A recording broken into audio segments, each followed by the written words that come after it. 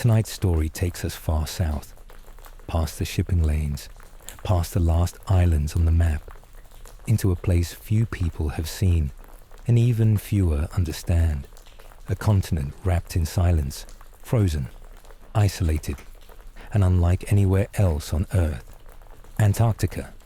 It is a place so extreme, so difficult to reach that we know less about it than we do about the surface of the moon. There are no cities, no roads, no native civilizations, just ice, mountains, endless wind, and secrets. You see, in 1959, something unusual happened. 12 countries, including the United States and the Soviet Union, came together and signed the Antarctic Treaty. It banned military operations, banned territorial claims, banned resource extraction. The entire continent was placed under strict international control. Today, over 50 nations are signatories, and while scientists are allowed to visit, only certain areas are open. Access is tightly monitored. There are no fly zones, classified research bases, and questions that are simply not answered. Why would the most desolate place on Earth be the one place everyone agreed to protect? What could be under all that ice that made the entire world step back? Over the next hour, we'll explore that question. Gently, curiously. We'll look at ancient maps, lost civilizations, and whispered theories. We'll talk about Admiral Byrd's secret flights, the pyramids under the snow, and why some people believe Antarctica is holding on to something we were never meant to find. You don't need to believe anything tonight. Just listen. Let your mind drift. Let the rain fall. And let your curiosity guide you. You're safe here. And the story is just beginning.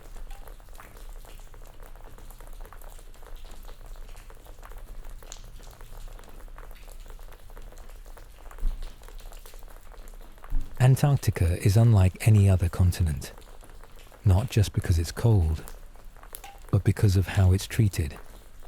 In 1959, the world did something strange.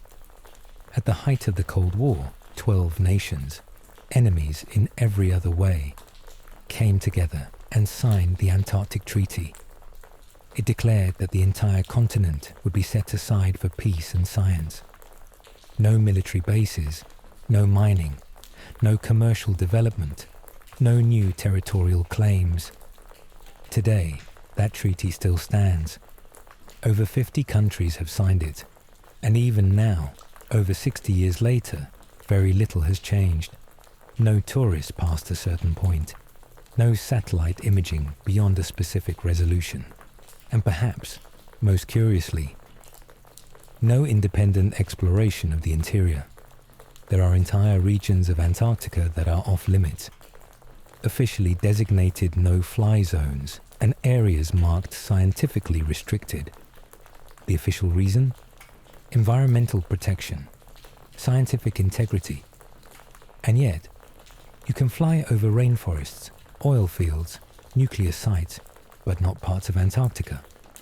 It makes some people ask, what are we not supposed to see? In 1946, more than a decade before the treaty was signed, the United States launched Operation High Jump, a massive naval mission to Antarctica involving 13 ships, 4,700 men, and dozens of aircraft. The official purpose? Cold weather training. But the scale was enormous, and the operation was abruptly ended months early with very little explanation. Then came Admiral Richard E. Byrd, a decorated naval officer and explorer. He claimed to have flown beyond the South Pole and reported seeing something unexpected. An area as large as the United States, he said, with mountains, lakes, green vegetation, and animals. He called it an enchanted continent in the sky. After that flight, Byrd never spoke publicly about what he saw again. His diary, rumored to describe contact with otherworldly beings, was never confirmed to be authentic. But it circulates, it persists, and it raises questions. What did he see out there? Why were so many nations so eager to lock Antarctica down? Why is this the only landmass on Earth that no one is allowed to truly explore? The official story is simple. It's too cold, too dangerous, too remote. But many researchers, scientists, and historians, from mainstream to fringe, have wondered if there's more beneath the ice than just rock and snow. Maybe it's not what we've been told. Maybe it never was. And maybe that's why, decades later, people are still asking the same quiet question. What's really under Antarctica?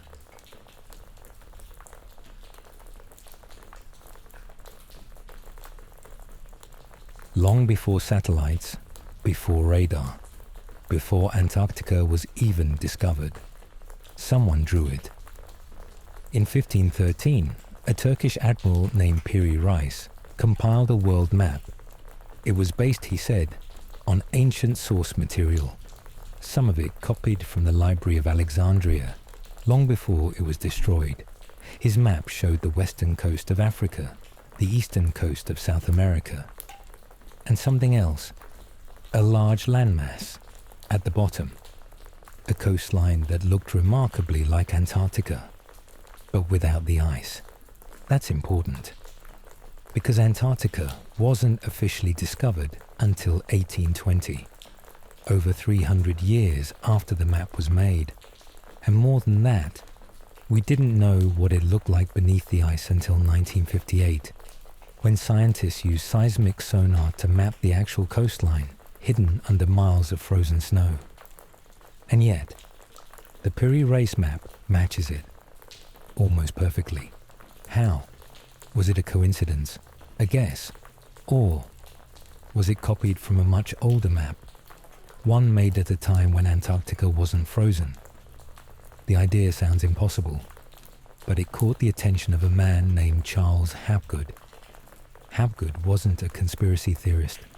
He was a Harvard-trained academic and a professor of history at Keene State College. In 1958, he published a book called Maps of the Ancient Sea Kings.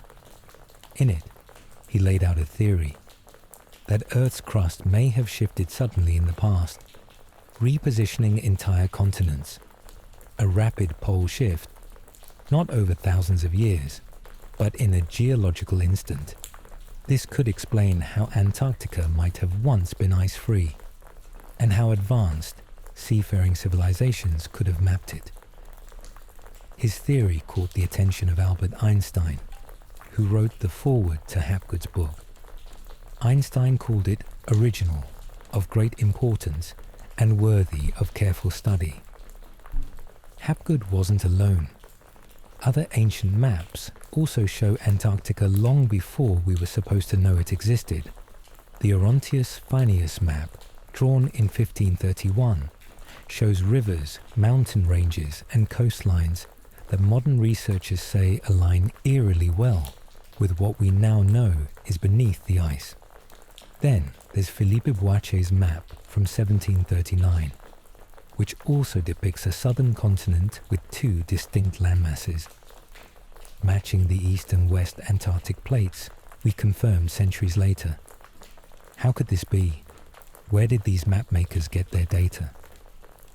The ancient Greeks believed that civilizations rose and fell in cycles.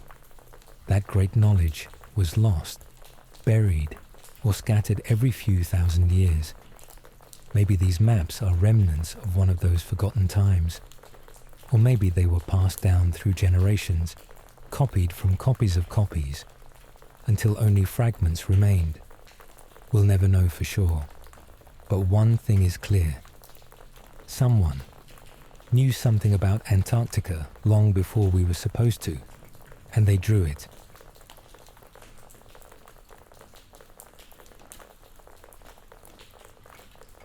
You've heard of Atlantis. Everyone has. A myth, they say. A city that sank beneath the waves. But what if Atlantis didn't sink? What if it froze? The idea seems strange until you look at the timeline.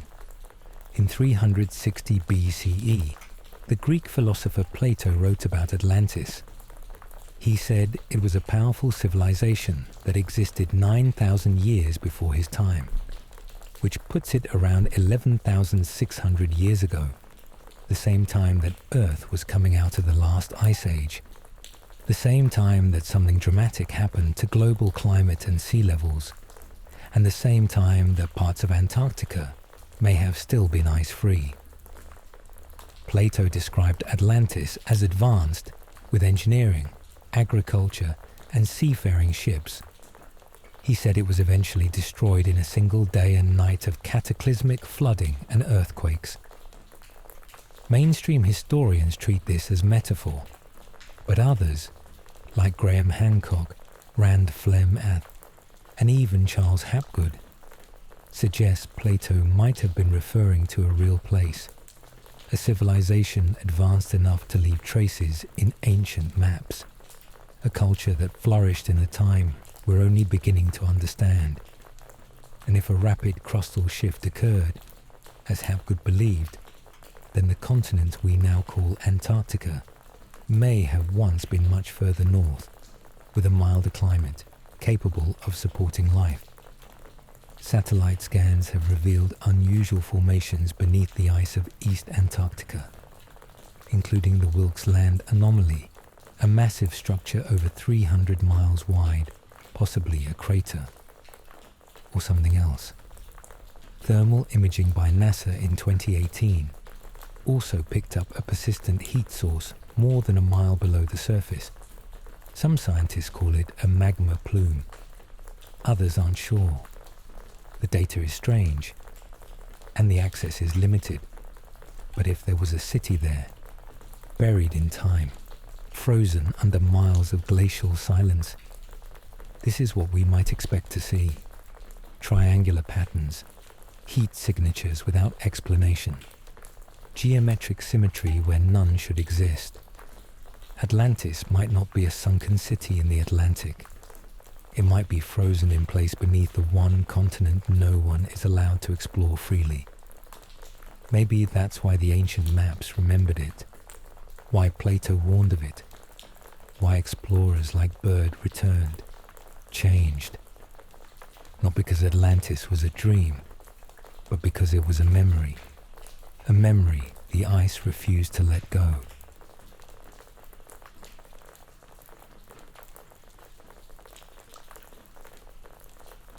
What if the Earth isn't solid? That's what most of us were taught. A molten core, layered rock, pressure, heat and magma. But long before geology was modernized, there were other stories, older ones, stories of a world beneath this one, a hollow Earth, a warm inner sanctuary hidden below the crust, where ancient civilizations live on. It's one of the strangest ideas in fringe science, but also one of the most persistent. The concept dates back thousands of years. Tibetan Buddhists spoke of a hidden kingdom called Shambhala, a land of peace and wisdom beneath the mountains. The Hindus called it Patala, an underground realm with luminous cities and powerful beings. Even the Hopi people of the American Southwest told of ant-like beings who sheltered them underground during a great global cataclysm. These weren't metaphors. They were maps, mythic maybe, but consistent, generation after generation. In the 1600s, a respected astronomer named Edmund Halley, yes, the same Halley who predicted the famous comet, proposed that Earth might be hollow. He believed it could contain inner concentric spheres, each one capable of supporting life, and even a glowing core sun. Later, in 1818, American war hero John Cleves Sims Jr. went even further. He proposed that the Earth was entirely hollow, with gigantic openings at the north and south poles. He wanted to lead an expedition to enter the planet. Congress refused to fund it, but newspapers covered the idea widely, and the theory never really died. Fast forward to the 20th century, and we find something strange. Admiral Richard E. Byrd, who had explored Antarctica on multiple missions, was rumored to have flown into a polar opening. According to a diary, which surfaced years after his death, he wrote about entering a lush, warm land filled with green vegetation, animals, and strange aerial craft that defied known physics. He described being greeted by tall, radiant beings who communicated telepathically. Beings who told him humanity had lost its way, that war and greed were tearing the surface apart, and that he should return and tell the world. Some believe the diary is fake, others swear it's authentic, but the idea it contains didn't come from nowhere. Enter Agartha. According to 19th and 20th century esoteric writers, Agartha is the capital of the Hollow Earth, a massive subterranean realm with its own sun, atmosphere, and ecosystems. In 1894, a French occultist named Alexandre Saint-Yves d'Alvedre claimed he received telepathic communication from beings in Agartha. He described it as a high-frequency civilization of advanced spiritual knowledge, hidden to protect humanity until it was ready. Later, in 1964, Dr. Raymond Bernard published The Hollow Earth, the greatest geographical discovery in history. He claimed Agartha was real, with entrances in Antarctica, the Himalayas, and even Brazil. He wrote, "The Earth's interior has millions of square miles of lush vegetation, lakes, rivers. It is the true home of the long-lost Atlantean and Lemurian cultures." Then came World War II, and the story took a darker turn.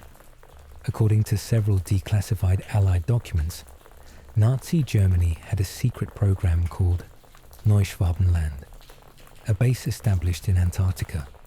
Some researchers claim they were looking for Agartha. Others say they found it.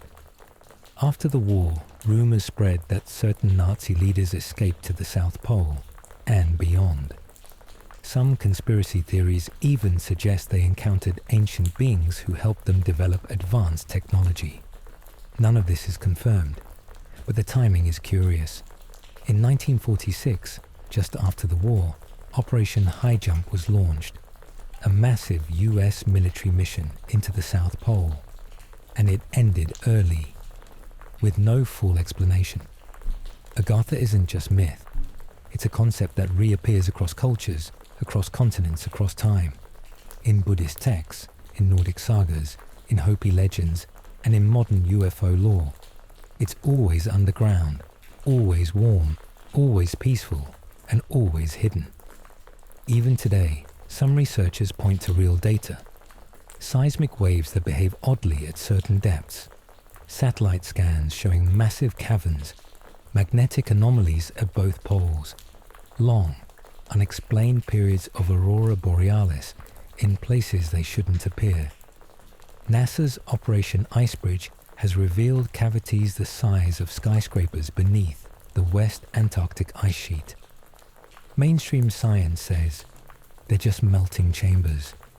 Fringe theorists say they're entrances. So maybe the Earth isn't completely hollow.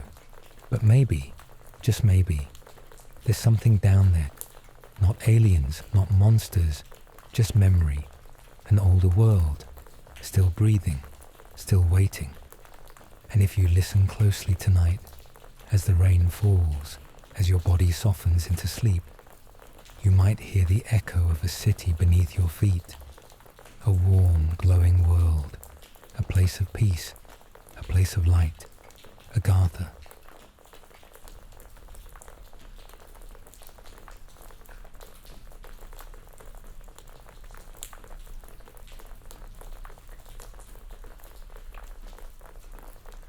Antarctica is a desert, a frozen one. Its ice can be over 2 miles thick in places, burying everything beneath it in perfect silence. But in recent years, satellite technology has started to see through the ice. And what it's found is strange. In 2016, Images from Google Earth began circulating online.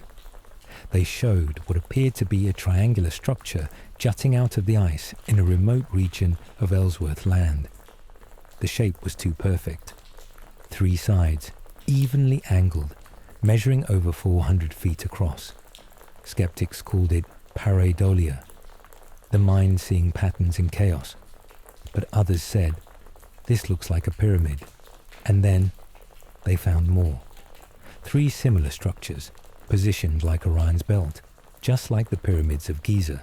Coincidence? Maybe. But that's not where the story ends. In East Antarctica, there's something even bigger.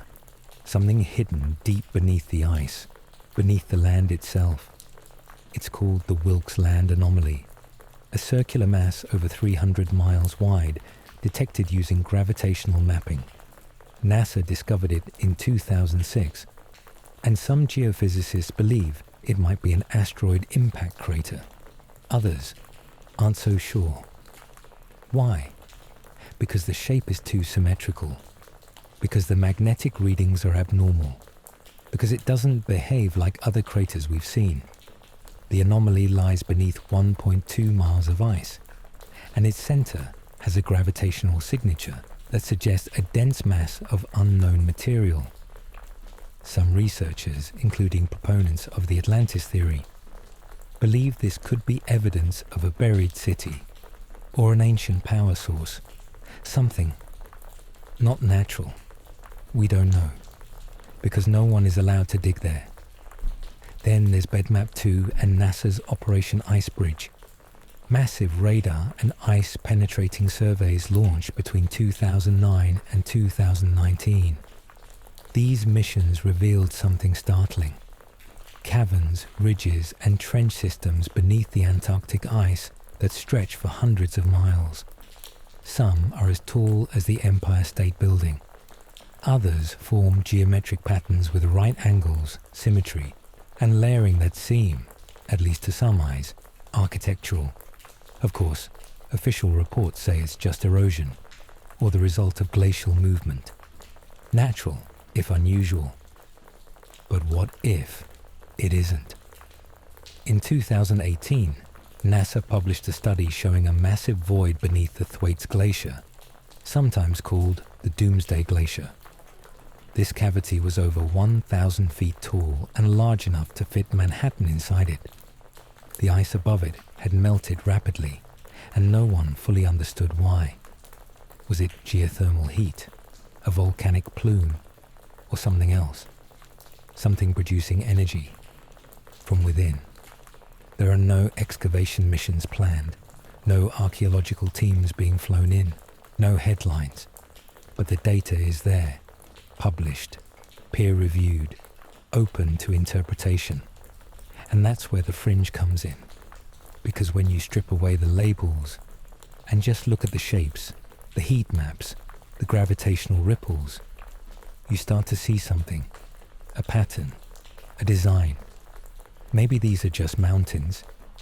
Maybe the voids are natural. Maybe. But deep beneath that frozen silence, there are structures that make even scientists quietly wonder, what are we really looking at? And what else lies beneath the ice we still can't see?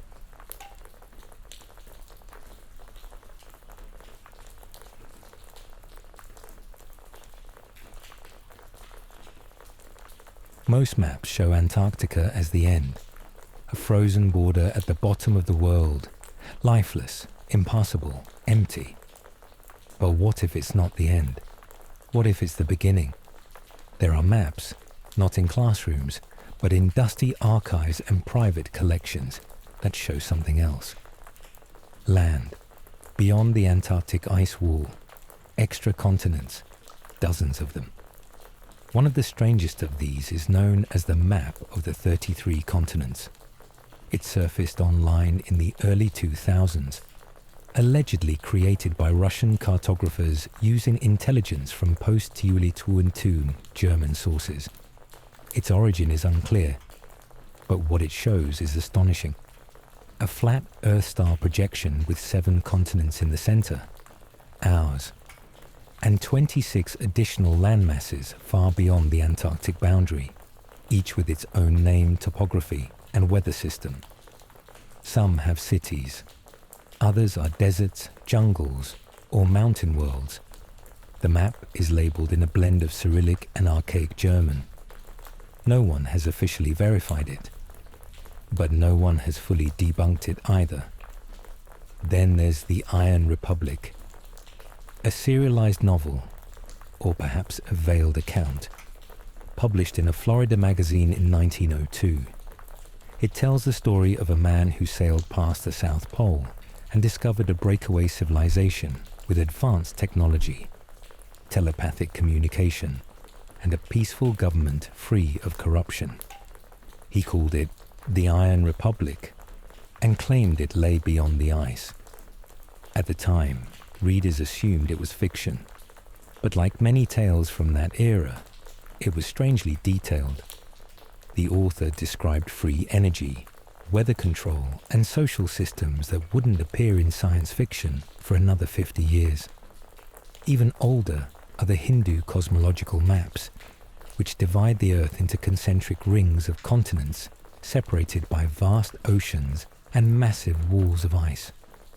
The Vedas describe Jambudvipa, the central land, surrounded by 8 additional island continents extending far beyond what we know. To the ancients, this was not metaphor, it was geography. So why haven't we seen these lands? One answer: we're not supposed to. Under the Antarctic Treaty, independent exploration beyond the 60th parallel is effectively impossible. Flight paths are restricted, private expeditions are denied. Satellite imaging is strangely blurred in key regions of the South Pole. In 2019, Flat Earth researchers chartered a trip to reach the Antarctic boundary. They never got close. Permits denied. Ice shelf impassable. Mission cancelled. This isn't about proving a flat Earth. It's about asking why we've stopped looking. What if Antarctica is a wall, not a continent? A barrier of ice that surrounds the known world, and beyond it, an extended Earth, with more continents, more civilizations, more stories. Maybe that's why the ancient maps look so different. Maybe that's why Plato spoke of lands lost in a single day and night. Maybe that's why Admiral Byrd once described a land beyond the pole that is not covered in ice. Imagine that. A second sun rising in a sky you've never seen. Rivers that flow upward. Beings who never forgot who they were. It might not be real, but someone, somewhere, thought it was worth drawing.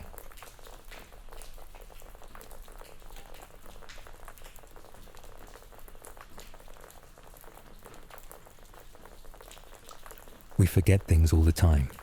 Where we put the keys, what we dreamed last night, the name of a song we once loved. But some forgettings go deeper. Civilizations rise and fall. And when they fall, they are not always destroyed.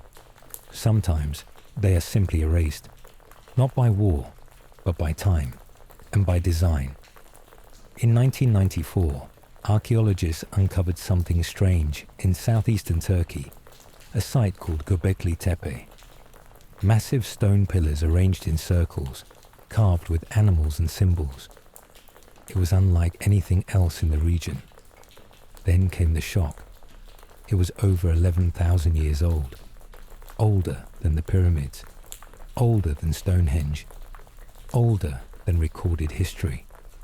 And someone had intentionally buried it, covered it with sand and soil, as if to hide it, or preserve it for a future that forgot. Why would a civilization do that? What did they know was coming? Across cultures, myths repeat. A great flood, a pole shift, a fire from the sky. From the Maya to the Hopi, from Plato to the Sumerians, they all tell of worlds that ended and began again. Some researchers, like Graham Hancock, believe we're a species with amnesia, that we've forgotten our origin, our knowledge, our technology, and even our purpose. And maybe that forgetfulness isn't accidental. Maybe it's part of a larger cycle, a kind of cosmic reboot, a frequency reset that clears the slate every few thousand years. We build, we rise, we reach the edge of something great, and then the veil drops. We forget who we were. Even in modern science, there are hints of this. DNA studies showed that modern humans came close to extinction multiple times. Bottlenecks in population, gaps in the fossil record, sudden leaps in cognition, as if remembering something instead of discovering it. And then there's sleep, a daily forgetting, a state where the conscious mind dissolves and something else takes over. Dreams, symbols, feelings older than words. Some believe that sleep is when the true memory returns, that the soul recalls what the waking mind cannot, that the strange places we visit at night, the cities, the symbols, the voices, are not random. They are reminders from before. So if you feel something tonight, a whisper beneath the rain, a pull in your chest, a vision that makes no sense but feels familiar, you're not imagining it. You're remembering Atlantis, Agartha, the lands beyond. Not fantasy, not fiction, just memory coming home.